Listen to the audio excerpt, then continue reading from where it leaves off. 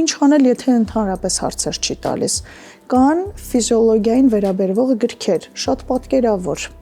Եվ այս պատկերավոր գրքերում ոչ միայն սեռական օրգաններին են անդրադառնում, այլև ընդհանուր մարմնի կառուցվածքին, ֆիզիոլոգիային, գոնե նման ձևով ընդհանուր ինֆորմացիա տալ, փորձել համատեղ նայել, թերթել, սա եւս միջոց է հասկանալ ինչա կատարվում երեխայի գլխում,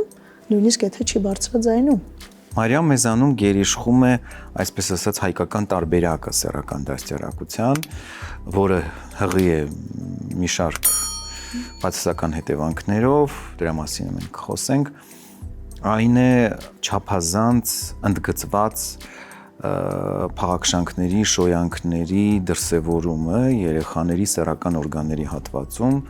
հայկական են ուտեմ են քո ուտեմ ու գնաց, դրա բոլոր դրսևորումներով, մարմնասեղմումներով, կսմթոցներով եւ այլն։ Մենք այստեղ գործ ունենք արդեն անձնական սահմանների հետ։ Ինչպես բացատրել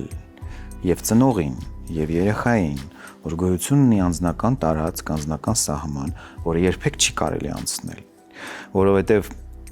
շատ դեպքերում, երբ մենք գործ ենք ունենում արդեն իսկ ձևավորված այդ սեռական դաստիարակության դրսևորումների հետ եւ երբ որ ասում ես, որպես թեկուզ մասնագետ,